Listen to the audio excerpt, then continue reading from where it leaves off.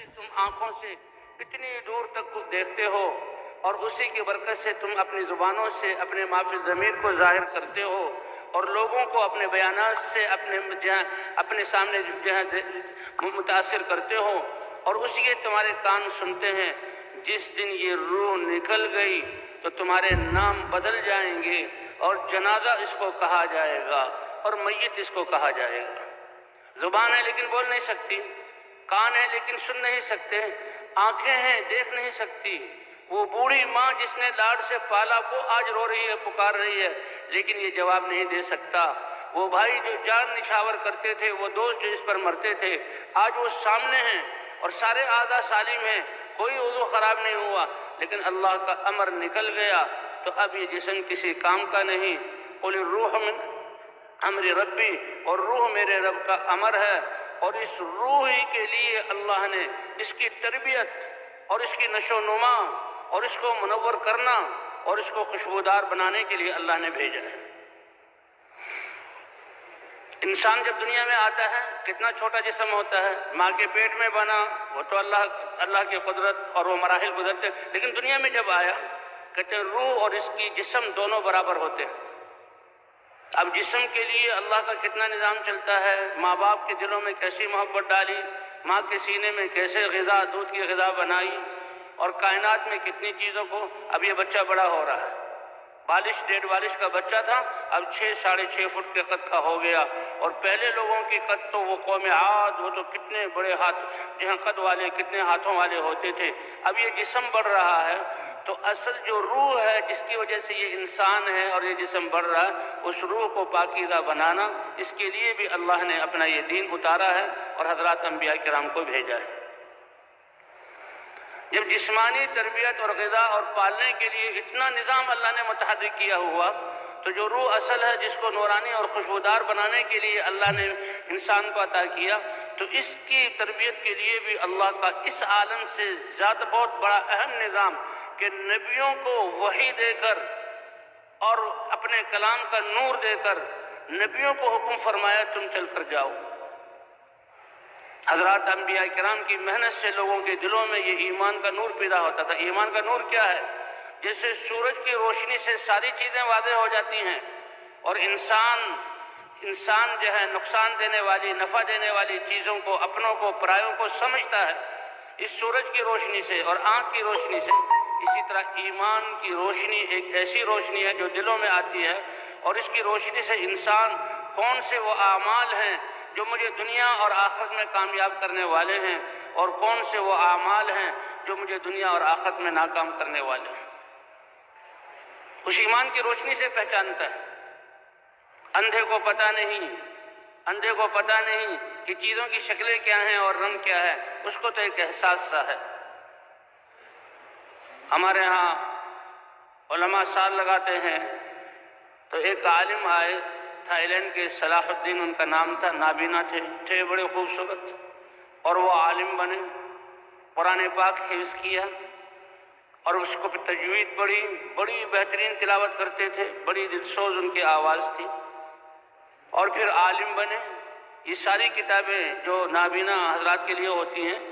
تو انہوں نے جیسے قرآن یاد کیا، اسی طرح سیاہ ستہ اور صرف و نحو، بڑے اچھے بھی بولنے والے، سال لگا رہے تھے اور بڑی خوشی سے سال لگا رہے تھے. تو ان سے ملاقات ہوتی رہتی تھی. تو کسی ساتھی نے ان سے پوچھا، اے صلاح، اللہ نے تمہیں بہت نعمتوں سے نوازا. کا بالکل. کا دنیا میں کوئی تمنا تمہاری کہ یہ آنکھیں ہوتی، کوئی تمنا ہے؟ اس نے ایک عجیب بات کہی. اس نے کہا کہ بس اتنی تمنا ہے کہ وہ ماں جس نے مجھے جنا اور وہ ماں جس نے مجھے دودھ پلایا، اپنی گود میں کھلایا، وہ ماں جس کی تربیت سے میں اتنا بڑا بنا، اے اللہ صرف چند لمحات کے لیے مجھے آنکھوں کی وہ اتنی روشنی دے دے کہ میں اپنے ماں کے چہرے کو دیکھ سکوں کہ کس چہرے نے مجھے پالا ہے. اور بھئی ہم اللہ کی اس نعمت سے کب سے دیکھ رہے ہیں اور اب بھی دیکھ رہے ہیں اور کب تک دیکھیں گے. اللہ کی کتنی بڑی نعمت. تو روح کی تربیت کے لیے اللہ نے نبیوں جیسی ہستیوں کو، اب جیسے سورج کائنات کا نظام اس سے چل رہا ہے تو سورج میں 3 صفتیں ہیں. ایک اس کی نقل و حرکت ہے.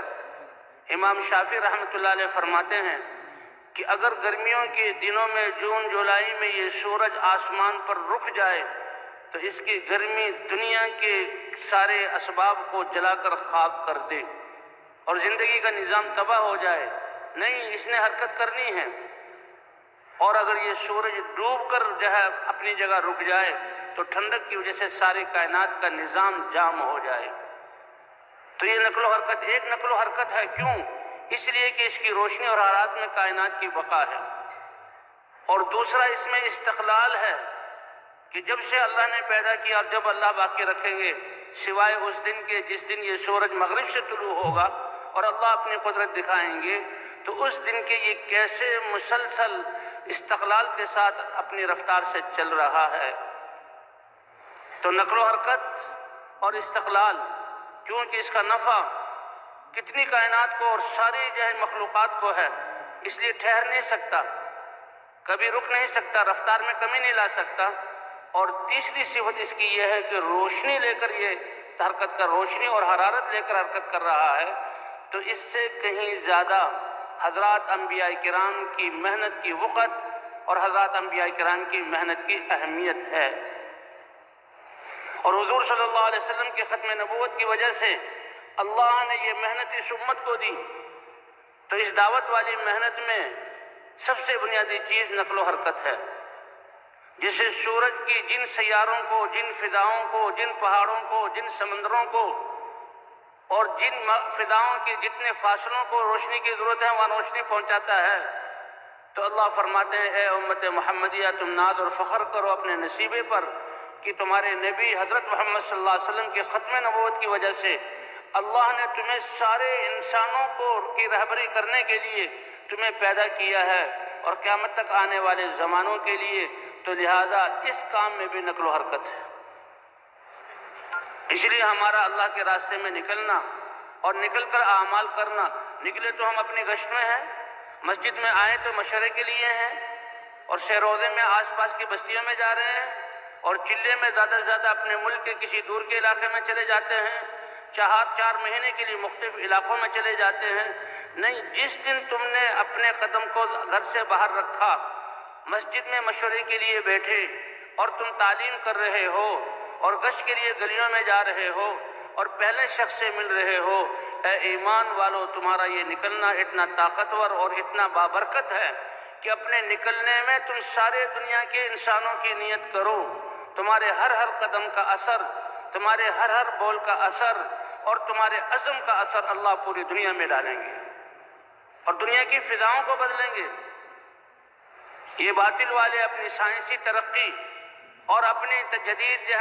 ٹیکنالوجی کے ذریعے، ان کے ذریعے یہ اپنے باطل کو پہنچا رہے ہیں. اس کی کیا حیثیت ہے؟ تمہاری زبان سے نکلنے والے اللہ کی عظمت کے الفاظ اور انسانوں کی نصیحت کے لیے سمجھانا. او دنیا بھر کے انسانوں، اصل ذات اللہ کی ذات ہے، کامیابی اللہ کے دین میں ہے. اللہ کے حکموں کو نبی کے طریقے پر مان لو اور اس دین کی محنت کے لیے نکل جاؤ. یہ الفاظ کائنات کے سب سے طاقتور الفاظ ہیں. یہ باطل والوں کا اصل گرو شیطان، جو نفس دشمن ہے، جو نفس ہمیں خواہشات کی طرف، اللہ کی طاعت اور اللہ کی یاد سے غافل کر کے خواہشات کی طرف لے جاتا ہے. اور خارجی دشمن ہمارا شیطان ہے. ابا آدم علیہ السلام اور اماں حوا علیہ السلام کو بھی جنت سے نکلوا دیا.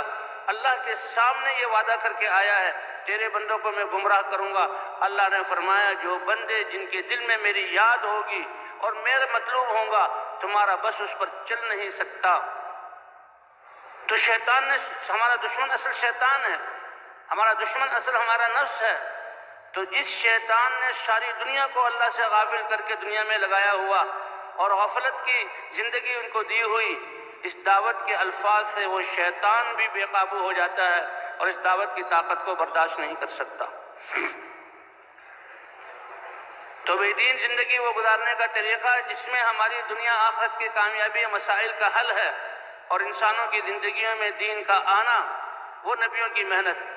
تو میں عرض کر رہا تھا کہ اس محنت میں بھی مستقل نقل و حرکت ہے اور استقلال ہے اور ایمان کی روشنی لے کر پھرنا ہے، کیونکہ ایمان کا کلمہ لا الہ الا اللہ محمد الرسول اللہ، اس کو لے کر ہم پھر رہے ہیں۔ تو حضور صلی اللہ علیہ وسلم کی تو اب یہ نقل و حرکت حضور صلی اللہ علیہ وسلم کی ختم نبوت کی وجہ سے یہ محنت ہر کلمہ گور اس امت کے ذمے میں ہوئی، اور یہ امت جب اس محنت پر پڑے گی تو نکلنے والوں کے پاس جو دین پہلے سے ہے اللہ اس کو ضائع ہونے سے بچا لیں گے، وہ دین محفوظ ہو جائے گا، اور ان کے اللہ کے رستے میں نکلنے کی وجہ سے اللہ ان کو ایمان اور تقوی اور دین پر عمل کرنے میں ترقی دیں گے، اور جہاں جہاں یہ جائیں گے لوگ دنیا میں لگنے کی وجہ سے اخلاق ان کے جا رہے ہیں، حیا ان کی ختم ہو رہی ہے، آپس میں الفتیں ختم ہو رہی ہیں، لڑ رہے ہیں، اگر ان کا خیال نہ کیا گیا تو اور زیادہ پستی میں چلے جائیں گے۔ ان کی نقل و حرکت سے اور ان کی ملاقات کی وجہ سے اللہ ان کے دین کو بھی محفوظ فرما لیں گے، اور ان کی نقل و حرکت سے اللہ پھر ہدایت کا نظام چلائیں گے، اور اللہ ان کو پستیوں سے نکال کر عزت کی اعلیٰ چوٹیوں پر پہنچائیں گے۔ بنی اسرائیل کو فرعون کے ظلم اور اس کی ظلم کی چکی میں پسنے سے اور ذلت سے نکالنے کے لیے موسیٰ علیہ السلام کو دعوت دے کر بھیجا۔ 40 سال کی دعوت نے نقشہ ہی ایسا پلٹا کہ فرعون کو اس بحر قلزم میں ہلاک کر کے ایمان والوں کو ان کے مصر سارا دے دیا۔ اللہ کی یہ سنت ہے کہ جہاں والے حق محنت کو لے کر اٹھتے ہیں اور دعوت دیتے ہیں اور نبی کے طریقے پر دعوت دیتے ہیں، اب باطل والے پنپ نہیں سکتے، اللہ کا فیصلہ آتا ہے۔ تو بہرحال اللہ نے یہ ہمیں محنت عطا فرمائی، اللہ اس کے قدر دانی کی توفیق عطا فرمائے۔ اس محنت میں 2 باتیں بنیادی ہیں، ایک نقل و حرکت ہے اور ایک آپس میں دلوں کا جوڑ اور اجتماعیت ہے۔ تو اس لیے خوش قسمت ہے وہ انسان، جیسے میں نے پہلے عرض کیا کہ مسجد میں بیٹھ کر عمل کرنا، اپنے ایمان کی حفاظت کے لیے نکلنا، اس کے لیے اللہ کی طرف سے کتنے بڑے درجات ملے، تو کیا درجہ ہوگا ان لوگوں کا جو ساری انسانیت تک اللہ کا پیغام پہنچانے کے لیے نکلے ہیں۔ تو بھئی یہ نکلنے والے ہیں، اللہ ان کو بھی قبول فرمائے، اور جو واپس جا رہے ہیں تو وہ یہ سمجھ لیں کہ اب تو ہم نے حضور صلی اللہ علیہ وسلم کی محنت والا بن کر رہنا ہے، اور اپنے محلوں اور اپنے گھروں میں بھی اس دین کی محنت کو کرنا ہے اور فضاؤں کو بنانا ہے۔ تو وہ انشاءاللہ واپس جانے والے بھی اس کی کوشش کریں گے نا جی۔ اب اللہ کے راستے میں نکلنا کتنے مبارک، کئی دفعہ صحابہ نے یا رسول اللہ یہ اللہ کے راستے میں نکلتے ہیں، ہماری تشکیل نہیں ہوئی یا ہم اپنے آزار کی وجہ سے جو رہ جاتے ہیں، تو نکلنے والوں کے تو بڑے درجات اور اجر ہیں، کیا ہم ان کے درجات کو پا سکتے ہیں؟ انفرادی طور پر بھی سوال ہوا، مردوں نے بھی کیا، عورتوں کی طرف سے سوال آیا، اجتماعی طور پر بھی سوال ہوا۔ حضور صلی اللہ علیہ وسلم نے فرمایا یہ بتاؤ کہ جب وہ اللہ کے راستے میں نکلیں تو تم اس وقت نماز شروع کر دو، اور وہ اللہ کے راستے میں نکلیں تم روزہ شروع کر دو، تو روزہ بھی رکھو اور نماز بھی پڑھو، اور ان کے واپس آنے تک وہ سفر ہفتوں کا بھی ہو سکتا ہے، وہ سفر مہینوں کا بھی ہو سکتا ہے، اور واپس آنے تک تم نماز اور روزے میں رہو، تو کیا یہ تمہارے لیے ممکن ہے؟ یا رسول اللہ یہ ممکن نہیں ہے، نہ اتنا لمبا روزہ رکھ سکتے ہیں اور نہ اتنی لمبی نماز پڑھ سکتے ہیں۔ فرمایا ممکن بھی نہیں، اگر کر بھی لو تو میں اللہ کا رسول تمہیں بتاتا ہوں کہ ان کے نکلنے کے اجر کے 10ویں حصوں کو بھی تم نہیں پہنچ سکتے۔ یہ اللہ کے راستے میں نکلنے والے، یہ فضاؤں کی غبار جو ان پر پڑے گی، اللہ جہنم کی آگ تو درکنار، دھوئیں سے بھی اللہ محفوظ فرما لیں گے۔ اور یہ راستہ قربانیوں والا ہے، اور قربانیوں اور ناگواریوں کو برداشت کرنا، اس پر اللہ کی طرف سے ہدایت کے فیصلے ہوتے ہیں۔ ایک اور حدیث جس کا مضمون یہ ہے کہ قیامت میں جب نفسا نفسی کا عالم ہوگا تو کچھ لوگ ایسے ہوں گے کہ اللہ تعالیٰ ان کو اپنے عرش کے سائے کے نیچے ممبروں پر بٹھائیں گے، اور وہ اللہ کی اس اعزاز سے بہت خوش ہوں گے، اور وہ دیکھیں گے کہ ان کے ممبر اور عرش کے بیچ میں مشک کے ٹیلے بنے ہوئے ہیں، اور کچھ دیر بعد ایک ہوا چلے گی عرش کی طرف سے، کیا وہ پیاری اور کیا وہ اچھی ہوا ہوگی، وہ اس مشک کو اڑائے گی، سب سے پہلے ان کے جسموں پر وہ مشک گرے گی اور فضا ساری مشک والی ہو جائے گی۔ یہ اس اعزاز سے حیران ہو کر فرشتوں سے پوچھیں گے کہ یہ کیا ماجرا ہے، ہمارا یہ اعزاز کس لیے ہو رہا ہے؟ وہ فرشتے عرض کریں گے کہ تم جو اللہ کے راستے میں نکلتے تھے اور ہلکی سی ناگواری کہ بھئی گرد و غبار جم گیا، اب نہانا ہے، صاف ہونا ہے اور اپنے میل کچیل کو دور کرنا ہے، کہ یہ اللہ کے راستے کی وہ غبار ہے جس کو آج اللہ نے مشک بنا کر تمہارے جسموں پر ڈالا ہے۔ اس لیے بھئی اللہ کے راستے میں نکلنے کی نیت کیا ہو، چاہے ہم گشت کریں، چاہے ہم آپس میں سیکھنا سکھانا ہو۔ ایک آدمی پہلی دفعہ نکلا، کلمہ نہیں آ رہا، وہ کلمہ سیکھ رہا ہے اور سیکھ اسی لیے رہا ہے کہ اپنا ایمان بھی بن جائے، زندگی بن جائے اور اس کلمے کو پوری دنیا میں پہنچاؤں۔ تو اس کا حالانکہ پچھلی زندگی میں وہ کتنا غافل کہ کلمہ بھی نہیں سیکھا، لیکن اس کے کلمہ سیکھنے کا اثر بھی پوری دنیا کے کونوں میں پڑے گا اور قیامت تک اس کا اثر پڑے گا، کیونکہ یہ راستہ اور محنت ہے ہی ایسی عظیم جو اللہ نے نبیوں کو دی ہے۔ تو اس لیے ہماری نیت تو وہی پوری دنیا کی نہیں ہے، اللہ ساری انسانیت کو ہدایت دے دے اور جہنم سے بچ کر جنت میں جانے والے بن جائیں۔ اے اللہ امت مسلمہ اس دین پر ہدایت تو اللہ دیں گے، وہ اللہ کے علم میں ہے، لیکن ہم مکلف ہیں جسے اللہ کے رسول سارے انسانوں کی ہدایت کے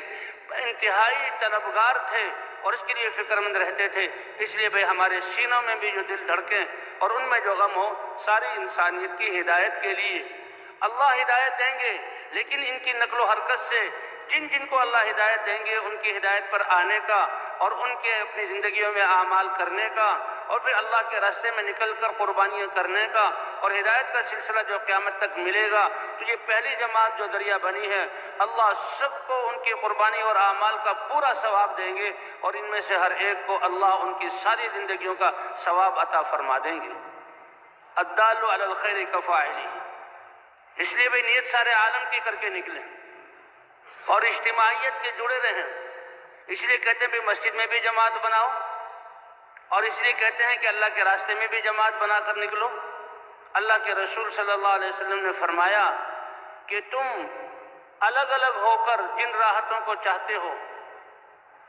جی ہاں، اور طاعت کے بغیر آزاد رہ کر جن راحتوں کو چاہتے ہو، تو وہ ناگواریاں جو اجتماعیت میں تمہیں پیش آتی، ناگواریاں، پریشانیاں، کہ یہ ناگواریاں تمہارے الگ الگ رہ کر راحتوں کے حاصل کرنے سے کہیں زیادہ بہتر ہے۔ تو اس لیے کہتے ہیں مسجد میں بھی جماعت ہو اور اللہ کے راستے میں بھی ہم جماعت بن کر جائیں۔ ید اللہ علی الجماع، اللہ کی رحمت جماعت پر ہے اور جماعت کی صورت میں چلیں۔ اب جہاں ہماری تشکیل ہے وہاں کے لیے دعا کرنا اور اپنے بھی لیے بھی دعا کرنا۔ اب جماعت میں جانے سے پہلے بھائی انتظامی طور پر کچھ خرچہ بھی جمع کر لیا جائے اور خدمت کا سامان بھی، اور یہ جماعت نکلتے ہوئے سفر میں بھی، کہ سفر میں بھی ہم نے سواری جتنا ہم اس محنت میں اور اعمال کے کرنے میں حضور صلی اللہ علیہ وسلم کی سیرت اور سنت کو اپنائیں گے، اتنا ہی ہمارے اس کے ذریعے سے ہماری تربیت بھی ہوگی اور جہاں جہاں ہم اس محنت کر ان اعمال کو کرتے ہوئے پھر جائیں گے، اللہ ان علاقے والوں کو بھی ہدایت دیں گے، کیونکہ اس محنت سے مقصود اللہ کے رسول کی محنت زندہ ہو اور اس محنت میں حضور صلی اللہ علیہ وسلم کا طریقہ زندہ ہو۔ اس کے لیے سب سے پہلے ہمیں یقینوں کو زندہ کرنے کی محنت کرنی پڑے گی اور یہ صدا لگانی پڑے گی، اے دنیا بھر کے انسانوں، اصل ذات اللہ کی ذات ہے، کرنے والے اللہ ہیں اور اللہ نے کامیابی اپنے احکام اور نبی صلی اللہ علیہ وسلم کے طریقے میں رکھا ہے۔ اس آواز کو لگانا پڑے گا اور پھر اس یقین کی تقویت کے لیے تعلیم کے حلقوں میں بیٹھنا ہوگا اور علم اور ذکر کی فضاؤں کو قائم کرنا ہوگا اور حضرت محمد صلی اللہ علیہ وسلم والی صفات کے ساتھ اور نرمی کے ساتھ ہمیں خدمت میں لگنا ہوگا۔ تو اس لیے بھائی اللہ کے راستے میں نہیں، سفر میں بھی ہم ان اعمال کا خیال رکھیں۔ دو ساتھی جو ہے سفر کا انتظام اور خدمت کے لیے متعین ہو اور باقی ساتھی دو کی ایک پرانا ایک جو ہے نیا، ان کی جوڑی بن جائے اور پیدل چلنے کو ترجیح دیں۔ اللہ کو سب سے زیادہ کائنات میں حبیب اپنے رسول حضرت محمد صلی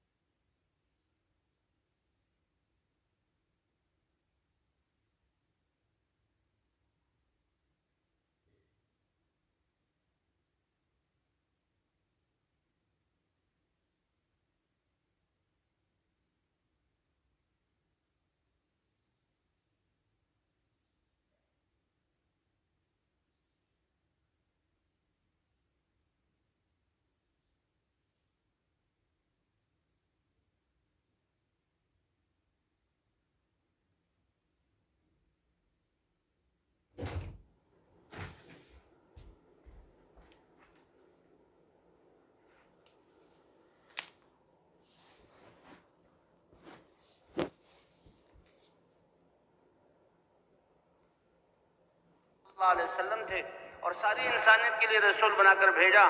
تو جیسے اللہ نے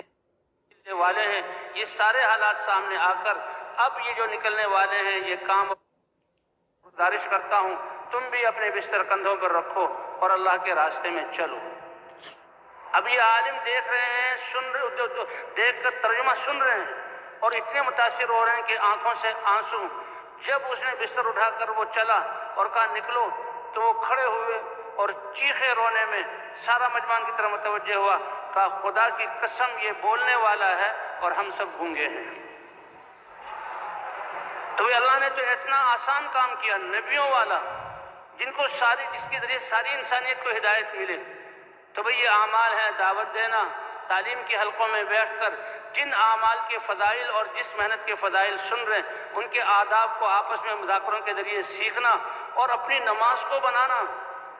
ایمان کے بعد ساری زندگی ہماری درست ہو جائے اور عبادت کے تحت گزرے، ہماری تجارت بھی ٹھیک ہو، ہماری زراعت بھی ٹھیک ہو، ہماری عدالتوں میں جو ہے بہتری آ جائے، ہماری اخلاق میں بہتری آ جائے، نماز اس کا ذریعہ ہے کہ سب سے بڑی عبادت ہے۔ اور یہ زندگی ساری عبادت ہے ہماری جب نماز درست ہوگی۔ اس لیے جہاں ہم ایمان کی دعوت دیں گے اور جہاں ہم تعلیم کے حلقوں میں بیٹھ کر اعمال کے سیکھنے کا شوق پیدا ہوگا، وہ ہم نے اپنی نمازوں کو بھی بنانا ہے۔ نمازیں ایسی نہیں جیسے بچپن سے پڑھتے آ رہے ہیں۔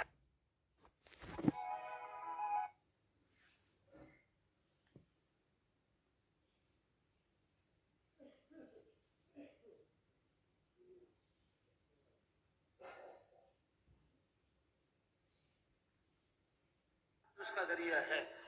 کہ سب سے بڑی عبادت ہے اور یہ زندگی ساری عبادت ہے ہماری جب نماز درست ہوگی۔ اس لیے جہاں ہم ایمان کی دعوت دیں گے اور جہاں ہم تعلیم کے حلقوں میں بیٹھ کر اعمال کے سیکھنے کا شوق پیدا ہوگا، وہ ہم نے اپنی نمازوں کو بھی بنانا ہے۔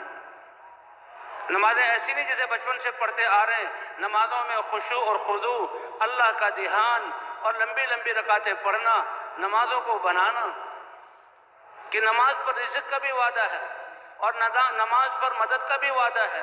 اور نماز پر پوری زندگی کے بننے کا بھی وعدہ ہے۔ ان الصلاۃ تنہی عن الفحشاء والمنکر، یہ نماز تمہیں تمام بے حیائی والے کاموں سے اور سارے اللہ کی نافرمانی سے تمہیں روک دے گی اور پاکیزہ بنا دے گی۔ کہ دین اسلام کا مزاج اور دین اسلام کی بنیاد حیا اور سادگی پر ہے۔ دین اسلام کی بنیاد اور دین اسلام کا مزاج حیا اور سادگی پر ہے، اور باطل کا مزاج اور بنیاد بے حیائی اور اسراف اور فضول خرچی پر ہے۔ بے دین اور باطل والے حیا کو ختم کریں گے اور خواہشات اور اسراف پر انسانوں کو ڈالیں گے۔ تو یہ نماز ہے، اس لیے نمازوں کو بنانا، جس کی نماز درست ہو گئی اس کی پوری زندگی درست ہو گئی۔ اور بھئی اللہ کا ذکر صرف زبان سے سبحان اللہ الحمدللہ کہنا، یہ زبان کا ذکر ہے، اور دھیان سے بیٹھ کر اللہ کے سامنے ذکر کرنا یہ ذریعہ ہے کہ 24 گھنٹے دل میں اللہ دیکھ رہے ہیں، اللہ میری سن رہے ہیں اور اللہ میرے ساتھ ہیں۔ جب اللہ میرے ساتھ ہیں تو مجھے اب پھر کسی چیز کی ضرورت نہیں، میں تو عرب و شارق سے بھی زیادہ قریب ہیں، اور اس کے احکام میرے جسم سے نکلنے والے ہیں۔ اس کے احکام کا تعلق وہ باہر والی چیزوں سے نہیں ہے۔ اگر یہ چیزیں مجھے دی ہیں تو بھی پھر میرے جسم کے ساتھ ہے۔ زبان سے ان کے بارے میں کیا بولوں، ہاتھ سے کیسے ان کو استعمال کروں، پاؤں سے چل کر کسنے سے جاؤں۔ کامیابی سے اللہ شارق سے قریب ہے، تو کامیابی کا سارا راز اور کامیابی کا سارا خزانہ اللہ نے انسان کے جسم کے ساتھ رکھا ہے۔ بتائیں حضرت حاجر علیہ السلام کو اور حضرت ابراہیم علیہ السلام کو جب ابراہیم علیہ السلام نے ایسی وادی میں چھوڑا کہ زندگی کے آثار کئی سو میل پہلے ختم ہو چکے تھے، شام کا علاقہ، زندگی کے سارے اسباب موجود، حکومتیں اور فوجیں موجود، زراعت اور صنعت کے نقشے موجود، اور موسم بہت ٹھنڈا، بلاد مبارکہ، وہاں سے اٹھوایا، اور ایسی وادی کہ کئی سو میل پہلے زندگی کے آثار ختم تھے، اور یہاں تو کوئی وادن غیر ذی زرع، پانی کا کوئی نشان نہیں اور کسی اگنے والی چیز کا کوئی نشان نہیں، وہاں چھوڑا اور کچھ نہیں دیا، لیکن وہاں سے ان کی قربانی سے پھر اللہ نے ان کی قربانی کی وجہ سے اپنا گھر بنوایا اور ایسا شہر آباد کروایا کہ یہ نہیں کہ وہاں نہریں چالو ہو گئی اور وہاں کھیتیاں ہونے لگی، نہیں، وہ ویسے ہی ہے، اور قیامت تک ارب ارب انسانوں کا یہاں آنا اور یہاں سے یہ دولت لے کر جانا، آب زمزم لے کر جانا، ارب ارب انسانوں کی زندگی کے اللہ نے اسباب مہیا کر دیے اس وادی میں ہاجر علیہ السلام کی قربانی سے، کہ سب سے پہلے اللہ نے ان کو آب زمزم دیا، اور پھر اللہ تعالیٰ نے فرمایا کہ یہ زمین ایسے ہی رہے گی، لیکن ساری دنیا کی غذاؤں کو میں یہاں پہنچاؤں گا، اور یہاں بھی ہزاروں کروڑوں انسان زندگی بسر کریں گے، اور کروڑوں انسان حج کے لیے عمرے کے لیے آئیں گے، اور اس وقت سے لے کر قیامت تک آتے چلے جائیں گے۔ ظاہری نقشہ ہلاکت کے سارے نقشے موجود تھے اور پلنے کا کوئی سبب نہیں تھا، ان اسباب کے ہوتے ہوئے اللہ کب سے پال کر دکھا رہے ہیں، اور فرمایا اس کو ہم نے امن والا شہر بنایا، امن والا شہر بنایا۔ بیت اللہ، قربانیوں کے بعد یہ بیت اللہ بنایا گیا۔ تو بہرحال بھائی، ذکر اللہ کا دھیان کہ ہر وقت کہ اللہ مجھ سے کیا چاہ رہے ہیں اور اللہ کا کیا حکم ہے اور نبی کا کیا طریقہ ہے۔ اللہ نے جسے اللہ شارک سے زیادہ قریب ہے، اللہ نے کامیابی بھی ہمیں شارک سے زیادہ قریب، اپنی زبان اور اپنے اعضاء کا استعمال اللہ کے حکم کے مطابق اور حضرت محمد صلی اللہ علیہ وسلم کے طریقے کے مطابق، اور پھر حضور صلی اللہ علیہ وسلم علیہ اخلاق کے ساتھ انسانیت کی خدمت۔ اِنَّكَ لَعَلَىٰ خُلُقٍ عَظِيمٍ، اللہ کہہ رہے ہیں قسم کھا کر آپ بڑے اخلاق والے ہیں، اللہ گواہی دے رہے ہیں، اور فرمایا کہ انما بعثت لیتمم مکارم الاخلاق، مجھے جو بھیجا گیا ہے بہترین اخلاق کو مکمل کرنے کے لیے، اپنے اس دین پر اخلاق کی چھت ڈالنے کے لیے، اس امارت کو مکمل کرنے کے لیے بھیجا گیا۔ ایک شخص نے پوچھا، اے اللہ کے رسول، قیامت میں آپ کے درجات تو بہت بلند ہوں گے، اگر ہم میں سے کوئی آپ کے قرب میں اپنی جنت کا درجہ چاہے تو سب سے قریب آپ کے کون ہوگا؟ فرمایا اکثرکم علیہ صلاۃً واحسنکم خلقاً، جو سب سے زیادہ درود شریف مجھ پر پڑھے گا، جو سب سے زیادہ ہر وقت درود پڑھتا رہے، تو جنت میں حضور کا پڑوس نصیب ہو جانا، اس کے اثرات دنیا میں بھی پڑیں گے۔ تو جب اللہ جنت میں وہ درجہ عطا فرمائیں گے تو درود پڑھنے والوں کو اللہ دنیا میں بھی ان کی ہر حاجت کو پورا کریں گے۔ فرمایا تم تو اپنی زبان سے اللہ سے مانگو گے کہ اے اللہ میں اپنے نبی پر درود بھیج، رحمتیں نازل فرما، تو تم نے ایک دفعہ نبی پر درود پڑھا، اللہ 10 رحمتیں تم پر نازل فرمائیں گے۔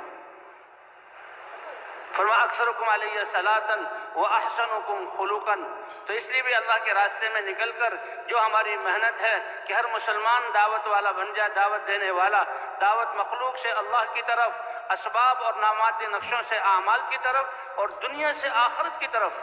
کہ ہم دنیا میں رہنے کے لیے اور ہمیشہ جینے کے لیے نہیں آئے، دنیا سے تو جانا ہے، آخرت ہماری منزل ہے، وہاں کا سرمایہ کرنا ہے۔ اے پیارے نبی، آپ اللہ سے دعا کر کے جتنا آپ زندگی لمبی لے لیں اللہ دے دیں گے، لیکن ایک دن یہاں سے جانا پڑے گا۔ اللہ نے فیصلہ کیا ہوا ہے اس کائنات کو سب کو ختم کرنا ہے۔ تو اس لیے بھی ہماری دعوت ہم نے آخرت کی طرف، ہماری مجلسوں میں آخرت کے تذکرے، اور دعوت کے بعد پھر فضائل کی تعلیم اور آپس میں سیکھنا سکھانا، ان 6 نمبروں کا سیکھنا،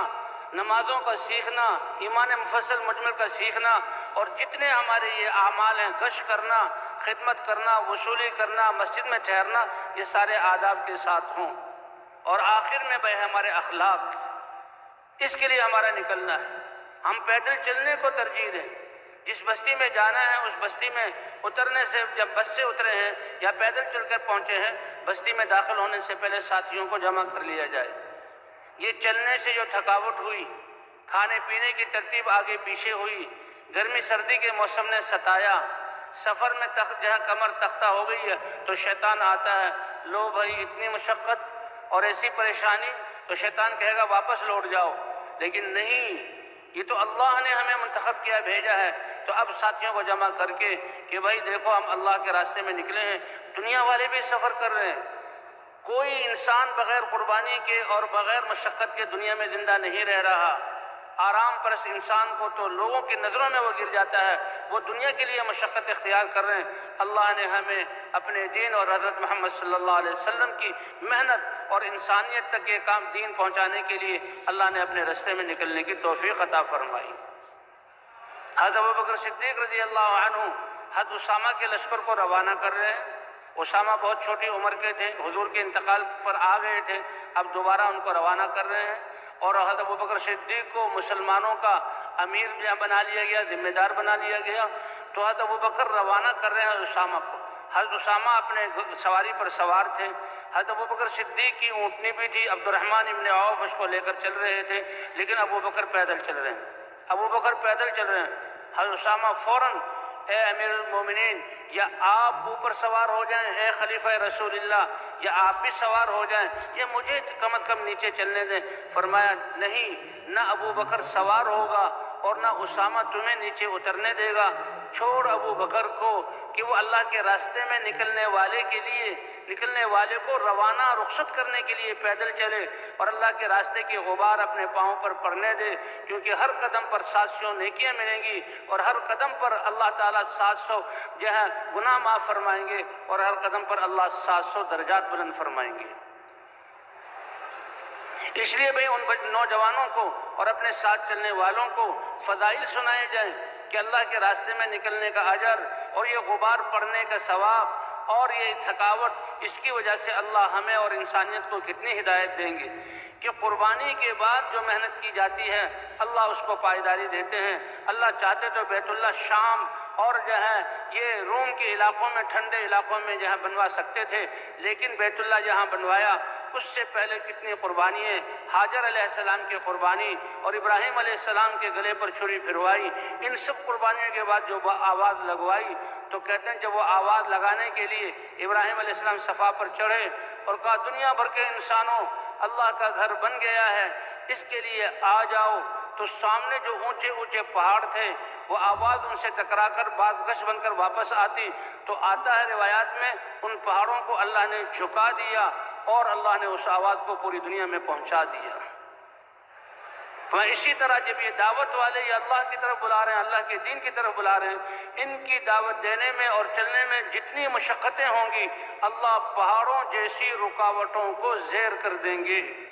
اللہ بڑے بڑے فرعونوں اور نمرودوں اور قارونوں کو اور بڑے بڑے ظالموں کو ان کی قربانی کی وجہ سے اللہ پس کریں گے اور ان کی آواز کو پوری دنیا میں پہنچائیں گے۔ اس لیے یہ چھوٹی موٹی قربانی، اس سے گھبرانا نہیں ہے۔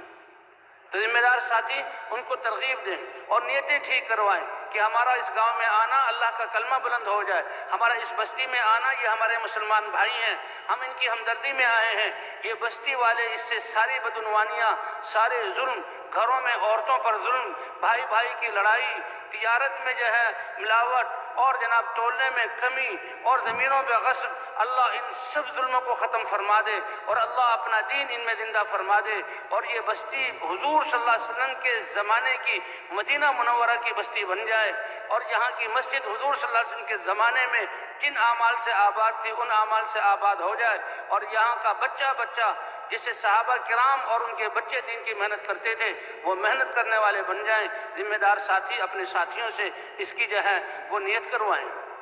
ان کا نکلنا کوئی معمولی 3 دن کے لیے نکلے ہیں جی، اور اپنا بستر ساتھ لے لیا ہے جی، تھوڑے سے پیسے اور برتن لے لیے ہیں، نہیں دیکھنے میں یہ سب کچھ معمولی نظر آ رہے ہیں، لیکن نیت کے اعتبار سے اور عزم کے اعتبار سے یہ وہ لوگ ہیں کہ جن نے ساری دنیا کو بدلنے کا ارادہ کیا، اور اسی سے تبدیلی پہلے آئی۔ بستی والے جو بس جا رہے ہیں ان کو بھی لے لیں، ہم نے ایک طرف یکسو ہو کر نہیں رہنا، ہم تو گھلنے ملنے والے لوگ ہیں، ہم تو لوگوں کو اپنی طرف کھینچنے والے، جو جا رہے ہیں ان کو بھی دعا کے عنوان سے بلا لیں، اور جب یہ مقصد بیان ہو کہ ہم ان بستی والوں کے لیے خیریں جو ہیں قائم کرنے کے لیے آئے ہیں، اور ہماری دعاؤں میں بستی والوں کے لیے دعا ہوگی، اور کوئی ساتھی رو بھی رہا ہوگا تو ہم سے پہلے یہ بستی والوں کو جا کر بتائیں گے، او لوگو اگر تم کامیابی چاہتے ہو اللہ کے ان نیک بندوں کو سن لو۔ جیسے حبیب نجار نے جو نبیوں کو پہلے ملا یا نمائندوں کو پہلے ملا اور جا کر جو ہے وہ اپنے بستی والوں کو روکا اور بستی والوں سے کہا کہ دیکھو نبیوں کی بات مان لو، تو اس طرح بستی والے ہمارے مؤید بن کر جائیں گے۔ اب جب بستی سامنے آئے تو دائیں طرف ہر چیز کے آداب، دائیں طرف چلنا ہے، نظروں کی حفاظت کرنی ہے۔ فرمایا نظر شیطانوں کے تیروں میں سے زہریلا ایک تیر ہے، اب جس پر نظر پڑ گئی اب دل اللہ کی یاد اور دل دین کی محنت کی ترتیبیں بنانے کے بجائے یہ گھر کیسا تھا، یہ گاڑی کیسے گزری ہے اور یہ کھیت کیسے ہیں، دل اس طرح مشغول کر لے گا۔ اور دل کی نیت یہی بہت بڑا سرمایہ ہے۔ اس لیے کہتے ہیں یکسوئی اور ہماری نیت کا استحضار۔ تو راستے میں بھی چلنے کے آداب ہیں، دائیں طرف ہم چلیں، نظروں کی حفاظت کرتے ہوئے چلیں، اور ہم نے مسجدوں میں ٹھہرنا ہے۔ ہمارے اترنے کی جگہ مساجد ہیں، ہماری محنت کا مرکز مسجد ہے۔ مساجد اللہ کا گھر ہیں، جی ہاں مساجد اللہ کا گھر ہیں۔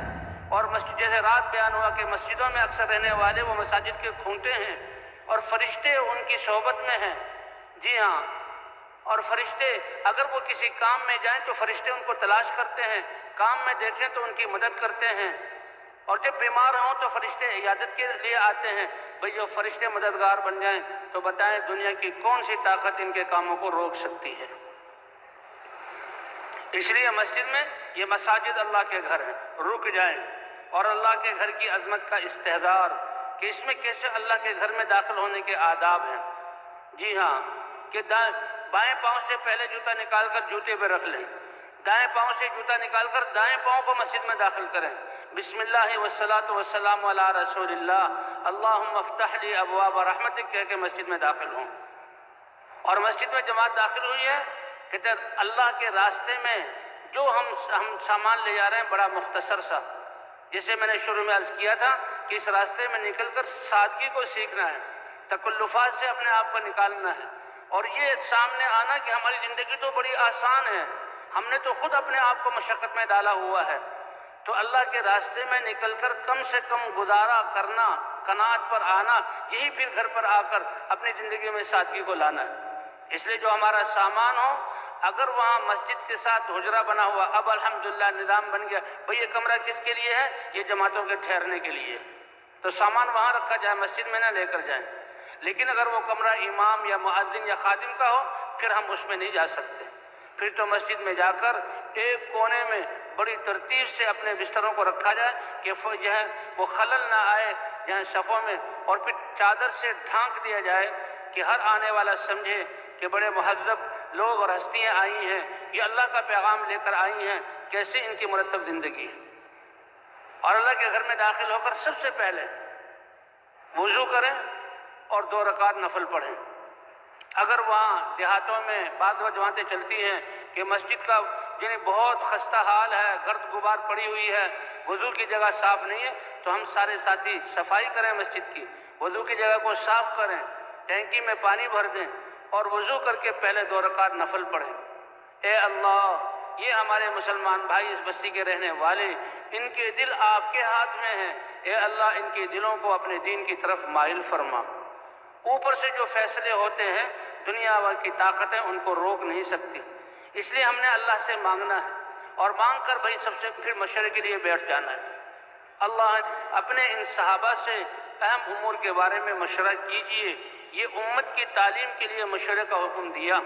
ورنہ اللہ تعالیٰ اپنے نبی کو راہ جس پر چلنا ہے بتلا دیتے کہ یہ کر لو، لیکن وہ شاورہم فی الامر، ان سے مشورہ کیجئے، ان سے آراء لیجئے، اور جو پھر فیصلہ ہو جائے وَإِذَا عَزَمْتَ فَتَوَكَّلْ عَلَى اللَّهِ، پھر آپ اللہ پر بھروسہ کریے اور عزم کے ساتھ اس پر عمل کریے۔ تو بھئی اس کام کی حفاظت، ساتھیوں کی حفاظت کے لیے مشورہ، اور باقی ساری جماعت سے مشورہ، تو ساری جماعت مشورے کے لیے بیٹھے۔ اللہ کے رسول صلی اللہ علیہ وسلم نے فرمایا تاکہ ہمیں کام کی سطح پتہ لگے، یہاں کام ہے کہ نہیں ہے، اگر ہے تو کس سطح پر ہے، روزانہ کا مشورہ اور تعلیم اور شام کی ملاقاتیں اور کتنے چلے 3 چلے والے ہیں، یہ سارے حالات سامنے آ کر اب یہ جو نکلنے والے ہیں یہ کام اور قربانیوں میں ترقی کریں، اور نئے جو ہیں وہ اللہ، تاکہ ان کو اس جو ہے بنیاد پر سوچنے کی عادت پڑے۔ اس مشورے کی برکت سے بعض دفعہ اللہ تعالیٰ نئے ساتھیوں کی زبان سے ایسی بات کہلوا دیتے ہیں جس میں خیر ہوتی ہے، اور یہ ہمارے پاس دلیل موجود ہے حضور صلی اللہ علیہ وسلم کی سیرت سے کہ غزوہ بدر کے جو بدر کے موقع پر حضور صلی اللہ علیہ وسلم جب تشریف لائے میدان میں تو آپ نے ایک جگہ متعین کی، اور وہ جگہ چٹیل میدان تھا کہ اگر بارش ہو جائے تو کیچڑ ہو جائے، آگے پیچھے چلنا جو ہے مشکل دشوار ہو جائے، اور یہاں تو جنگ کا سماں ہے، تو حباب ابن منذر یا رسول اللہ، اگر یہ اللہ کا ایک امر ہے اور یہ آخری فیصلہ ہے کہ بھئی ہم نے یہاں رکنا ہے، تو پھر تو بولنے کی گنجائش نہیں۔ اگر یہ رائے ہے اور اس میں رائے دینے کا اختیار ہے، کسی کی رائے کو کاٹا نہ جائے، کسی کی رائے کو اس کی تحقیر نہ کی جائے، اس کا مذاق نہ اڑایا جائے، بلکہ سارے ساتھیوں کی رائے کو بڑے دھیان اور توجہ سے سنیں۔ اور ذمہ دار ساتھی، مشورے کا مطلب کیا ہے؟ آراء کو ملا لینا اور ساتھیوں کا ایک بات پر متفق ہو جانا۔ جتنے دل جڑے ہوئے ہوں گے اور آپس میں الفت محبت ہوں گی، ہمارے کام میں برکت ہوگی۔ پھر ذمہ دار جو فیصلہ کر دے، جیسے شروع میں عرض کیا تھا کہ اللہ نے کامیابی تو جیسے اللہ شارک سے زیادہ قریب ہے، کامیابی بھی ہمارے شارک سے زیادہ قریب ہے۔ انسان جب صبح اٹھے تو یہ نیت کر لے، اے اللہ میں تیرا بندہ ہوں۔ وہ کہتا ہے الحمدللہ الذی احیانی بعد ما اماتنی والیہ النشور، تو اے اللہ میں تیرا بندہ ہوں، اب سے لے کر دوبارہ شام کو بستر پر آنے تک، اے اللہ جن میدانوں میں اور جن جگہوں پر تیرا جو حکم متوجہ ہوگا، اے اللہ میں اس کو پورا کروں گا، اس کی توفیق دے دے، اور تیری نافرمانی نہیں کروں گا، اے اللہ اس سے بچا لے۔ تو اسی نیت پر اللہ ان تمام نیکیوں کا اجر اس کو عطا فرما دیں گے۔ اور گناہوں سے بچنا یہ بھی بہت بڑی عبادت ہے، اللہ اس کا اجر عطا فرما دیں گے۔ تو مسلمان تو صبح ہوتے ہی طاعت کی نیت کے ساتھ اپنے میدان میں آئے۔ تو مشورے میں جو بیٹھے ہوئے ہیں، تو بھی ہر آدمی ایک وقت میں ایک کام کر سکتا ہے، اس میں گشت بھی ہے، اس میں ملاقاتیں بھی ہیں، اور خدمت بھی ہے، اور بھی بہت سارے کام ہیں۔ تو ہر ساتھی یہ نیت کرے کہ میں سب کاموں کے لیے تیار ہوں، اور پھر جب سب کے لیے تیار ہوں تو تقسیم کار ہوگی، ساتھی مختلف کاموں میں جائیں گے، کیونکہ ہمارا یہ ایک اجتماعی کام ہے، اس سے کہ مشورے اور اجتماعی کام میں سارے لوگوں کو یہ کام عمل کرنے کا موقع ملا، اللہ سب کو سارے کاموں کا ثواب عطا فرمائیں گے۔ اس لیے بھی اپنے آپ کو تیار کرتے ہیں۔ اور مشورے کے بعد اب ہم نے اس کام میں ہے دعوت کے لیے پھرنا، دعوت کے لیے پھرنا، جسے اللہ نے اپنے نبی کو فرمایا اِنَّ لَكَ فِي النَّهَارِ سَبْحًا طَوِيلًا، کہ آپ کے لیے لوگوں کے سمندر میں تیرنا ہے اور ان کے پاس جانا ہے۔ انبیاء کرام خود چل کر جاتے تھے، اور یا قوم اعبدوا اللہ ما لکم من الہ غیرہ، تو ساری جماعت پھیل جائے، دو دو کی جوڑیاں ہوں، ایک کو نہیں بھیجنا، دو دو کی جوڑیاں ہوں۔ ملاقاتوں میں کن سے ملاقاتیں کر رہے ہیں؟ سب سے پہلے تو دین کے اعتبار سے جو بڑے ہیں، فرمایا گھروں میں داخل ہو ان کے دروازوں سے، تو بستیوں میں داخل ہو ان کے دروازوں سے، ان کے دروازے دین اور دنیا کے اعتبار سے جو خواص اور اللہ نے جن کو بڑائی دی ہے ان سے ملنا ہے۔ تو بھئی علماء سے بھی ملنا ہے، ائمہ سے بھی ملنا ہے، پرانے ساتھیوں سے بھی ملنا ہے۔ ایسے وقت میں جایا جائے جو ان کی ملاقاتوں کا وقت ہو، اور علماء کی خدمت میں جانا بھی بہت باتیں یہ آگے کہ علماء کی خدمت میں جانا، تو ہم تو یہاں ممبر سے یہ کہہ رہے ہیں، ان کی خدمت میں جانا ان کی علمی مجلس سے فائدہ اٹھانے کے لیے، کہ عطار کی دکان میں داخل ہو گئے، چاہے عطر نہ خریدو لیکن خوشبو سے تو محظوظ ہوتے رہو گے کہ وہ خوشبو سے معطر ہے۔ تو یہ علم قال اللہ قال الرسول، اس کی نورانی سے، اور لوگ دینی مسائل پوچھ رہے ہیں، اس لیے ان کی مجلس میں جانا، ان کی مجلس سے استفادے کے لیے، اور ان کی مجلس میں جانا ان سے دعا طلب کرنے کے لیے، کہ یہ انبیاء کے وارث ہیں اور یہ امت کو دین دے رہے ہیں، تو ان سے دعا لینے کے لیے۔ اور جب دیکھیں ان کی توجہ زیادہ ہے تو اس وقت گنجائش ہے کہ اس وقت تھوڑی سی پکی کارگزاری سنا دیں۔ لیکن بھائی یہی دیکھنے میں آ رہا، سننے میں آ رہا، ہمارے ساتھی جاتے تو اس نیت سے کہ دعا طلب کریں گے اور ان سے ان کی وجہ سے فائدہ اٹھائیں گے، اور پھر باتیں شروع کر دیتے ہیں اور بہت لمبی بات کر دیتے ہیں۔ نہیں بھائی نہیں، وہ اہل علم ہیں، اللہ نے ان کو جو علم میں لگے ہوئے ہیں، مدرسے میں پڑھا رہے ہیں، دنیا کی ساری نقش و آسائشوں کو چھوڑ کر مدرسوں کی چٹائی پہ بیٹھ کر، اور وہ اس امانت کو منتقل کر رہے ہیں، وہ جب چاہیں تو کوئی پکی سی کارگزاری سنا دیں اور مختصر جواب دے کر، اور ان سے دعا لے کر آ جائیں۔ اور جہاں موقع، اگر مجلس بھری ہوئی ہے تو پیچھے ہی بیٹھ جائیں، اپنی باری کا انتظار کریں، اور ان سے بتا دیں کہ ہماری جماعت یہاں آئی ہوئی ہے۔ بھائی پرانے ساتھی بات تو ایسے ہوں گے تو ان کو اطلاع پہنچتے ہی وہ جہاں مسجد میں آ جائیں گے اور ہمارے مشورے میں شریک ہو جائیں گے، ہمارے گشتوں میں شریک ہوئے، گشتیں کرائیں گے۔ یہ پرانے ساتھی بہت ہی اچھے ہیں اور ایسے ہی ہونا چاہیے، اور یہ بڑی مبارک مسجد ہے، لیکن کچھ پرانے ساتھی ایسے ہوں گے کہ جو ذرا اپنی مشغولیت کی وجہ سے ذرا وہ جو ہے کام سے جو ہے وہ ذرا پیچھے ہو گئے ہیں، تو ان کی خدمت بھی جانا ہے اور ان سے کارگزاری سنانی ہے، اور دنیا کے اعتبار سے جو خواص ہیں ان کے پاس بھی ملاقات کے لیے جانا، کیونکہ اللہ کا پیغام سارے انسانوں کے لیے۔ حضور صلی اللہ علیہ وسلم نے بادشاہوں کو باقاعدہ خطوط بھیجے اور اپنے صحابہ بھیجے، اے بادشاہو تمہاری بادشاہت تمہیں مبارک ہو،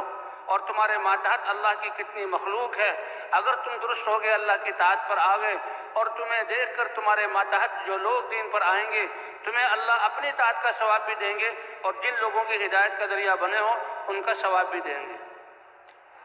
تو ذریعہ خواص کے پاس جانا، کیونکہ وہاں کچھ ذرا دنیاوی نقشے ہوتے ہیں، تو پکے ساتھیوں کو بھیجا جائے کہ جن کے دل میں دنیا کی عظمت نہ ہو، ایسے ساتھیوں کو بھیجا جائے، اور وہ جا کر پھر وہاں ان سے ملیں اور مل کر ان کو پوری دعوت دیں اور ان کو اللہ کے راستے میں نکلنے کے لیے تیار کریں، اور مسجد میں شام کو آنے کی دعوت دیں،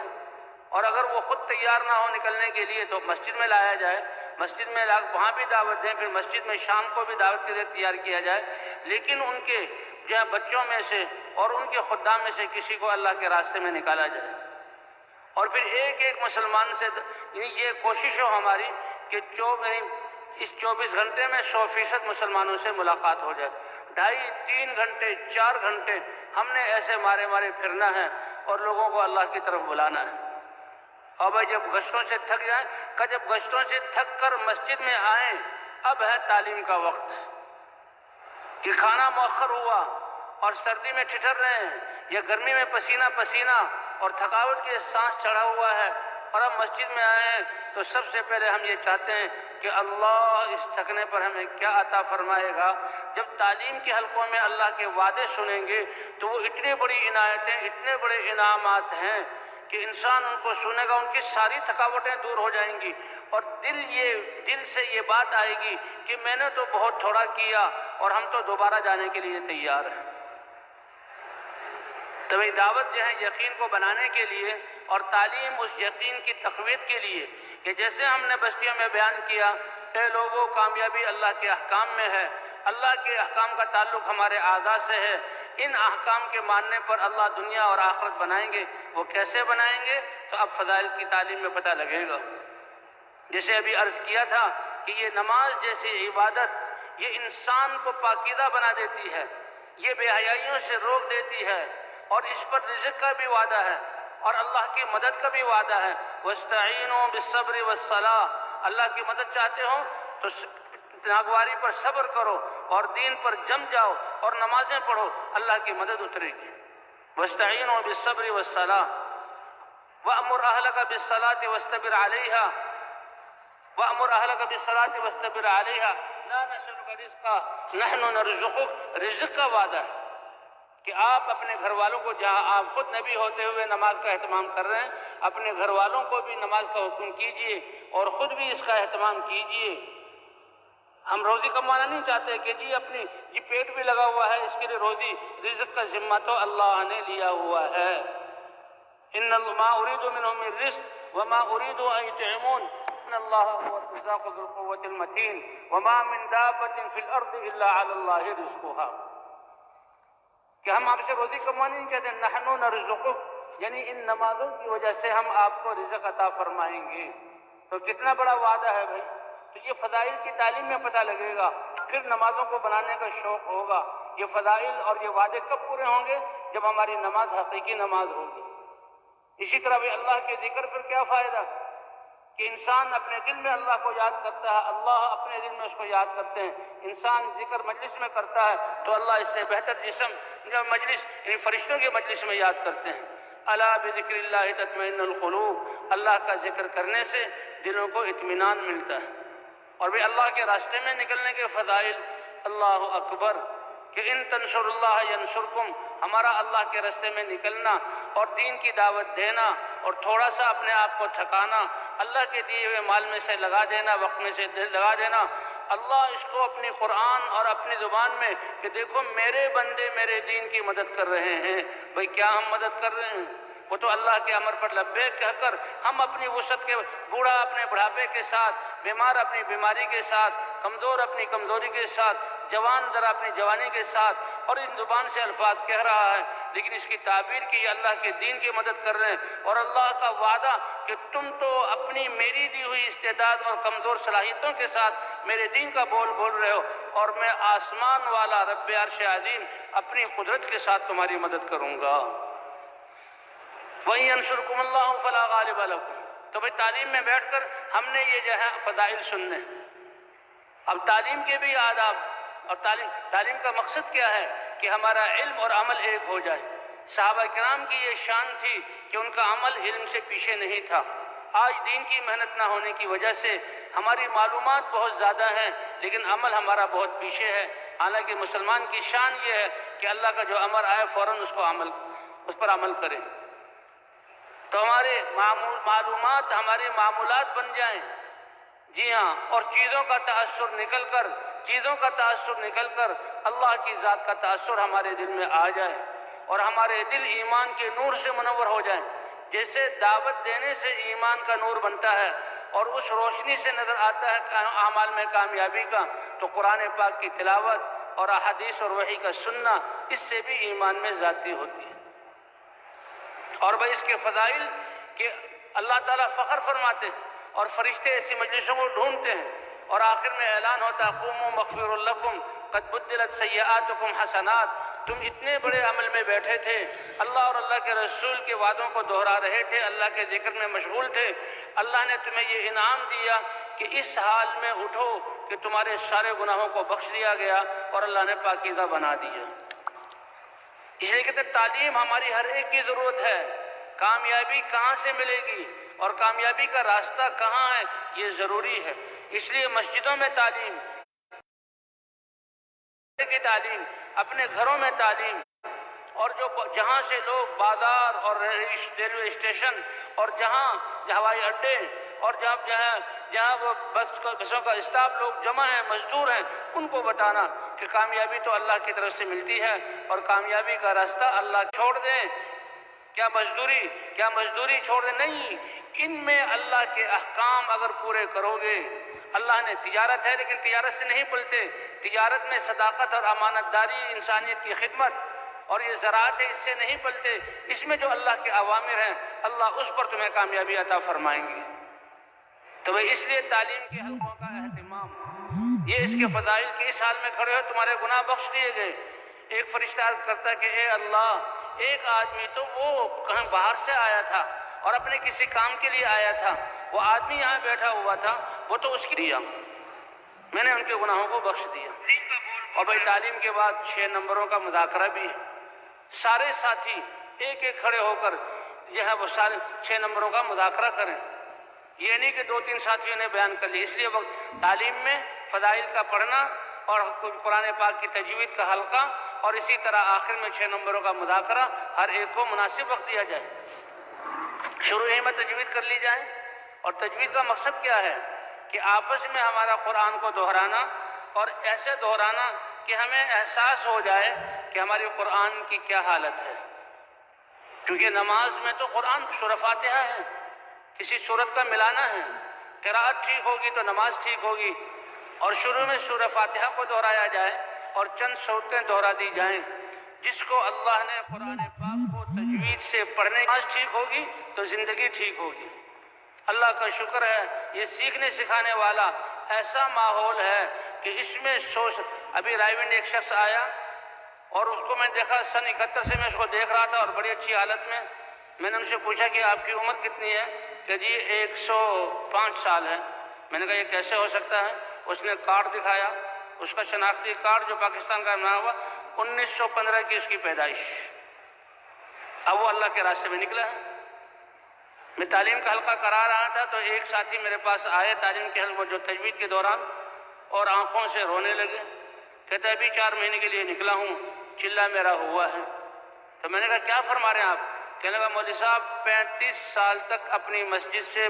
جماعت والوں کو دھکے دے کر بستر پھینک کر نکالا ہے، اور ان سے کہتا تھا کہ خبردار تم ہمارے پاس نہ جاؤ، سکھوں کے ہندوؤں کے پاس، اور جاؤ کافروں کے پاس ان کو دعوت دو، نہیں جانے دے جماعت کو، اور رو رہے ہیں۔ اور کہا اب اللہ نے اپنے رستے میں نکلنے کی توفیق دی، تجوید کے حلقے میں بیٹھا ہوں تو معلوم ہوا کہ میرا کلمہ طیبہ بھی صحیح نہیں ہے، اور ابھی 40 دن مجھے ہو گئے ہیں، عمر میری بڑی ہو گئی ہے۔ ایک عالم تھے، ان کے ساتھ میں نے بٹھایا، 20 منٹ لگے، کہنے لگے جی ہاں آہستہ آہستہ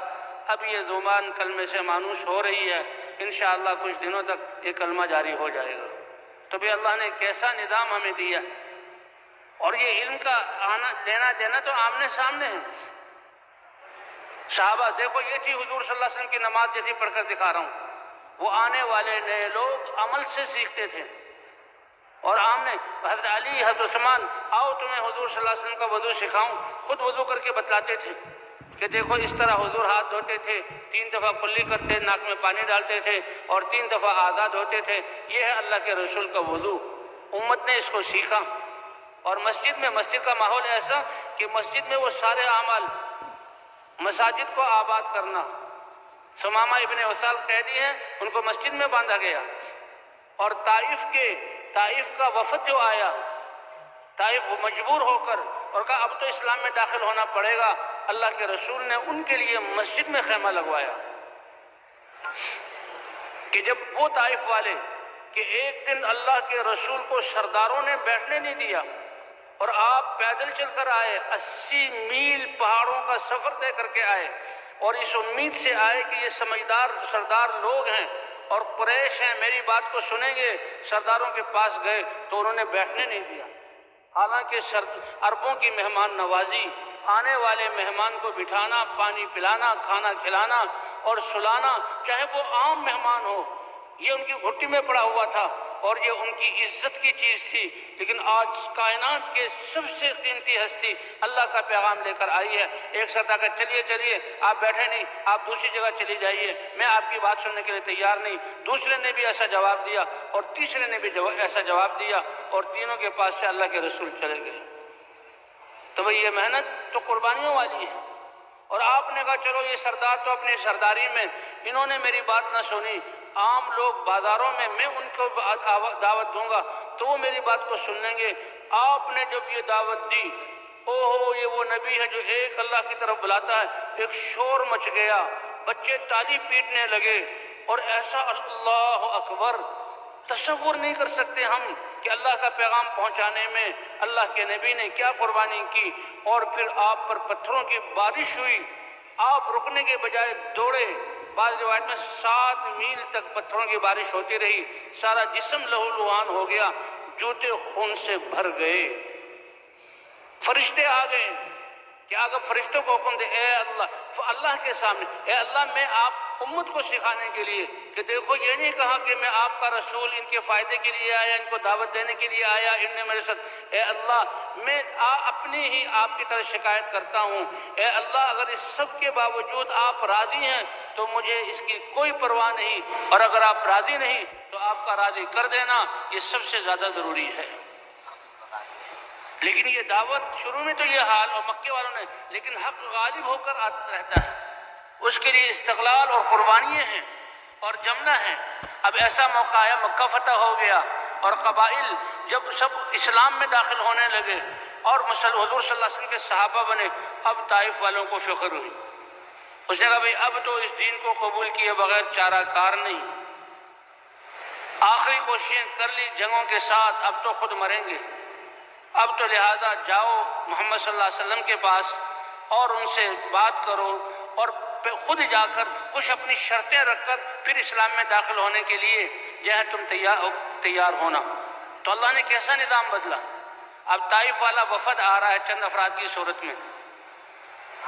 تو حضور صلی اللہ علیہ وسلم کے جانور جو چرائے جاتے تھے، صحابہ ان کے لیے باری لگاتے تھے، اور یہ سیرت سے ثابت ہے، بھئی آج آپ 2 آدمیوں کی خدمت کی باری ہے، اگلے دن دوسرے 2 آدمی کی باری، خدمت بھی ہو جائے گی، باقی سارے حضرات کو جہاں اعمال کرنے کا موقع بھی ملے گا، یہ صحابہ سے ثابت ہے۔ حضرت مغیرہ ابن شعبہ رضی اللہ عنہ فرماتے ہیں کہ میرے ذمہ تھا اس دن حضور کی بکریوں کو اور حضور کے جانوروں کو چرانا، تو چرانے والا تو بستی سے بہت باہر نکل جاتا ہے، اچھا وہ طائف کے رستے میں چرا رہے تھے، اب بکریاں چرا رہے ہیں، طائف والے آئے تو انہوں نے کہا بھئی یہ مدینے کا آدمی معلوم ہوتا تو معلومات کے لیے ان کے پاس آ گئے، ہاں بھئی تم کون ہو؟ کہ مغیرہ ابن شعبہ نام ہے۔ کون ہم؟ مسلمان ہوں۔ تمہارے نبی کہاں ہوتے ہیں؟ کہ جی وہ تو مسجد میں ہوتے ہیں، ہمیں لے چلو۔ کیا چاہتے ہو آپ لوگ؟ کہ ہم لوگ اب اسلام میں داخل ہونا چاہتے ہیں، اپنی قوم کی طرف سے وفد بن کر آئے ہیں، اللہ کے رسول سے بات کرنی ہے۔ حضرت مغیرہ ابن شعبہ تو خوشی کے مارے اچھلنے لگے، اے اللہ، وہ طائف والے جنہوں نے حضور کو اس حال میں نکالا، اور آج یہ حق کی محنت غالب آ کر رہی، اور آج وہ اسلام میں داخل ہونے کے لیے خود حضور کے پاس آ رہے ہیں۔ تو حضرت مغیرہ ابن شعبہ دوڑے۔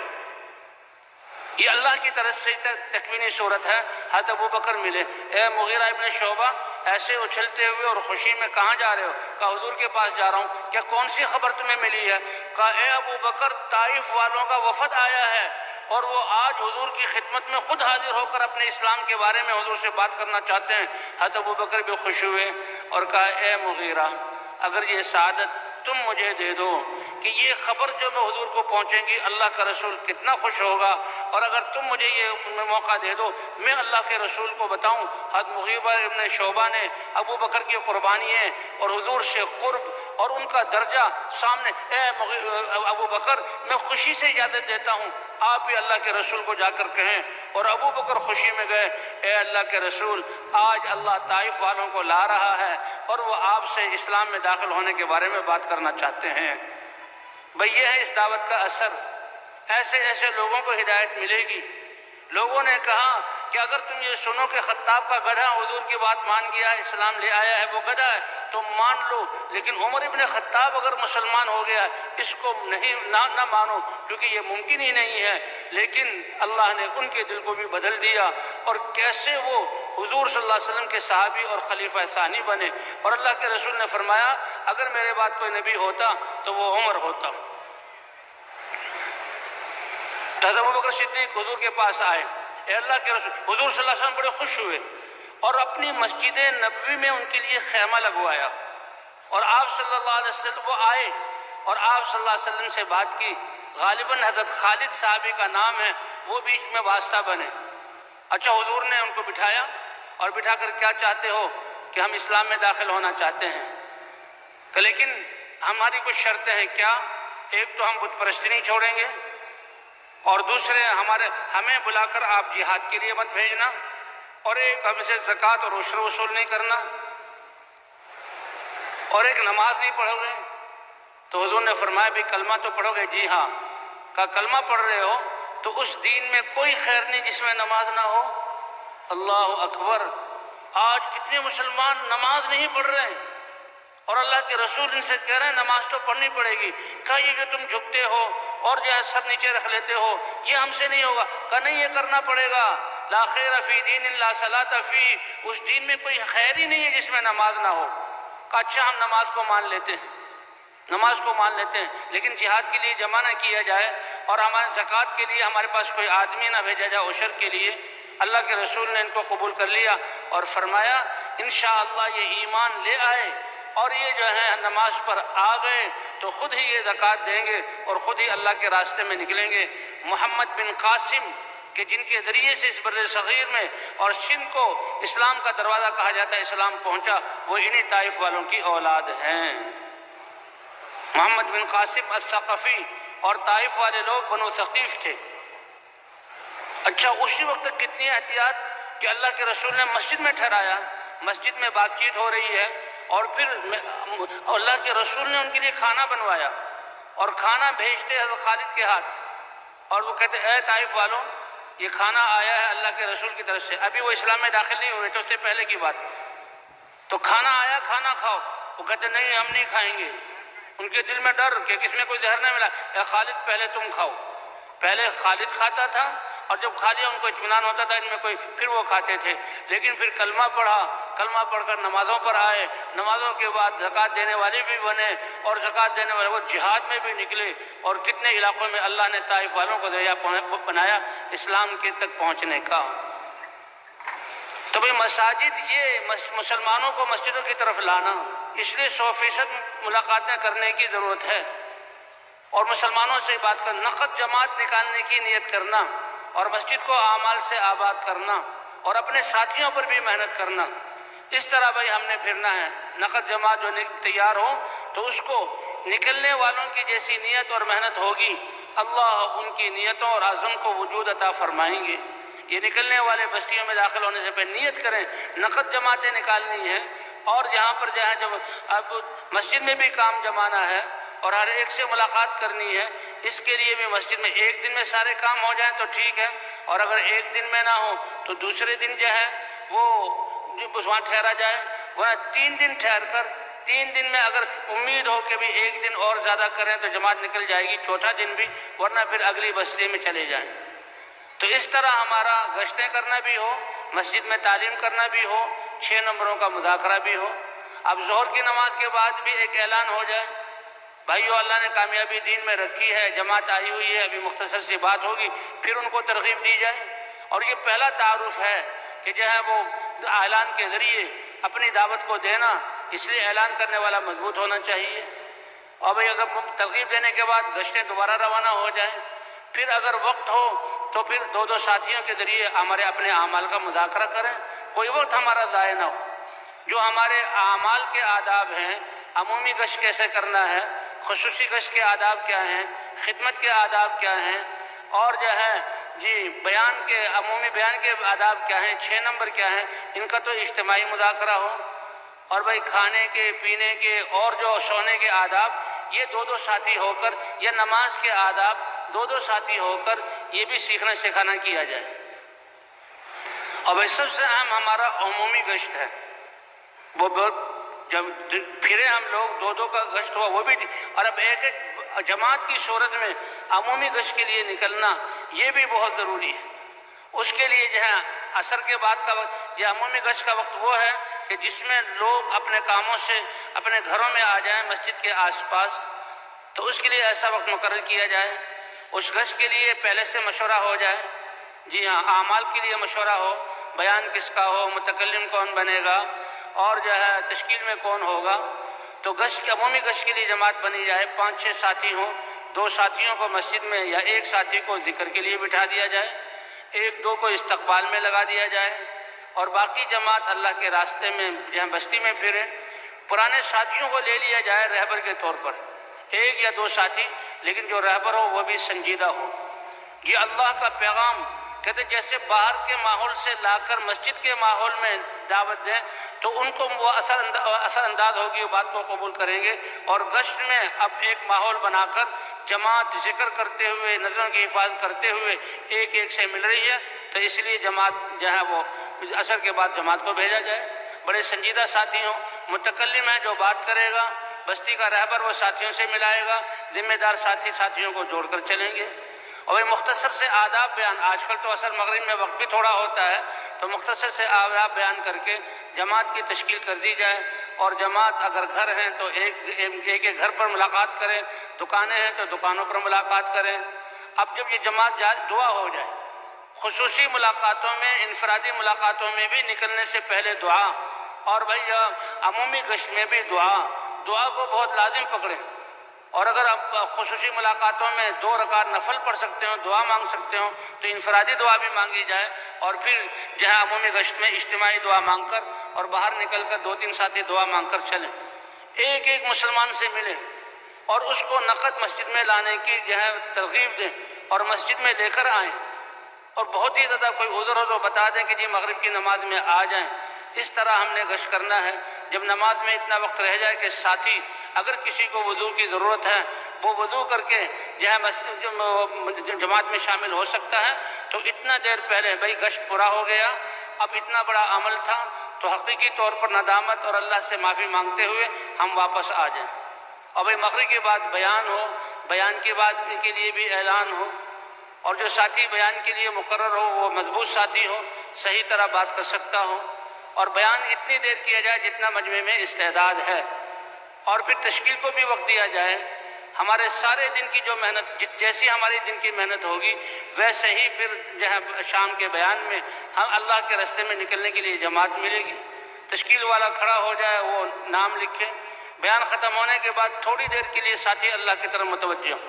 کہ جو سارے دن کی محنت اور بیان کی جو ہے نورانیت، اس سے جو دل متاثر ہوئے ہیں، اس سے لوگ اپنا نام دیں گے۔ جب تھوڑا سا جمود دیکھیں تو پھر ایک ساتھی اپنے دائیں بائیں والوں کو ترغیب دے،